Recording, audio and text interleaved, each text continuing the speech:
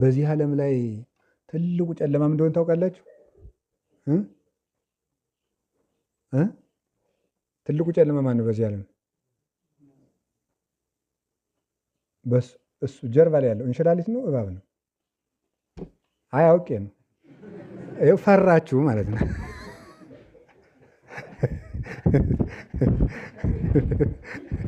በዚህ ዓለም ትልቁ ጨለማ ምንድን ነው ብዬ ነበረ። ሞታውን ሁሉ ሰው ፈራ ማለት ነው። ይኸው እዚሁ ላይ ማስመሰከርኩ ማለት ነው። ስለዚህ ቅዱስ ዳዊት ምን አለ መሰላችሁ? ይቅርታ አድርጉልኝ እናቶች።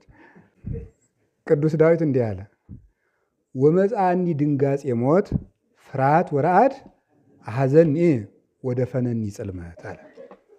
የሞት ድንጋጤ ምን አለብኝ አለ? መጣብኝ። ፍርሃትና እንቅጥቅጥ ያዘኝ። ጨለማ ምን አለኝ አለ? ሸፈነኝ አለ።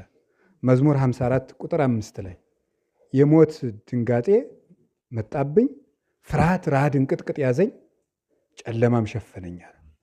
እንዲሁም ሞትን መፍራቱን ደግሞ ሲያጎላው ደግሞ መኑ እሙሃበኒ ክንፈ ከመርግብ እስርር ዋይረፍ። አረ እንደ ርግብ ብር ብዬ ሞትን ማመልጥበት ከሞት የሚያሳርፈኝ ማን ምን በሰጠኝ አለ? ክንፍ እንዲሁ ማን በሰጠኝ አለ። ሞትን በጣም በዚህ መጠን የሚፈራ ነው። አሁን ሞተ ዘይመውት ሞተ ከመ ይስዓሮ ለሞት፣ የማይሞተው ሞትን ሊሽረው መጣና ሞተና የሞትን መውጊያ ሰበረልን። አይቴ ቀኖት ከሞት ሞት መውጊያ ወዴት ነው እንድናደርገን? የማይሞተውን ሲሞት ሞት የማይነካ ነካ ገና ዛሬ። እሱም ማን ነው? ክርስቶስ ነው። አለትን የሚቆረጥሙ ጥርሶች ሁሉ ምን ይላሉ? ይሰበራሉ። ክርስቶስ አለት ነበረ።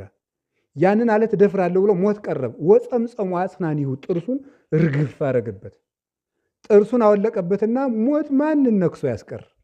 በማንም ላይ አቅም የለውም ሞት ከዚህ በኋላ። ለዚህ ነው ቅዱስ ጳውሎስ እኮ የፎከረበት ሞት ሞጊያ የተደባ አለው።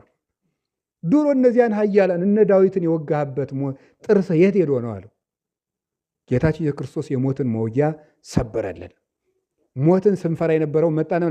የተፍርህዎሙ ለእለ ይቀትሉ ሥጋክሙ፣ ሥጋችሁን የሚገሉትን ምን አትበሉ አትፍሯቸው። ወለነፍስክሙሰ ኢይክሉ ቀትሎታ፣ ነፍሳችሁን መግደል አይቻላቸውምና።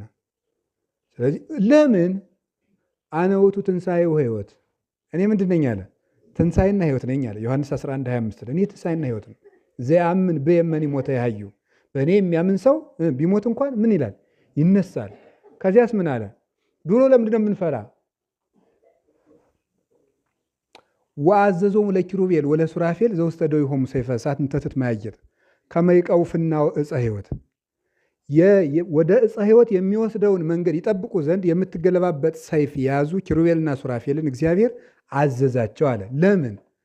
አዳም እጁን አንስቶ ከዕፀ ሕይወት ምን እንዳይበላ። ከዕፀ ሕይወት ከበላ ምን ይላል? ይህ ሕያው ይሆናል ማለት ነው፣ አይሞትም።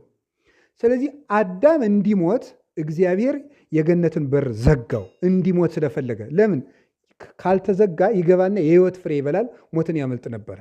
አሁን በሩን ስለዘጋበት አዳም ከነ ልጆቹ እየተንከራተተ ሞት ሲያሳድደው ኖረ። አሁን ያ የሕይወት ዛፍ ክርስቶስ መጣ። ከድንግል ማርያም ከእውነተኛይቱ ገራይተ ሕይወት ከመቤታችን ከሕይወት እርሻ ከሷ እውነተኛው የሕይወት ፍሬ በቀለ።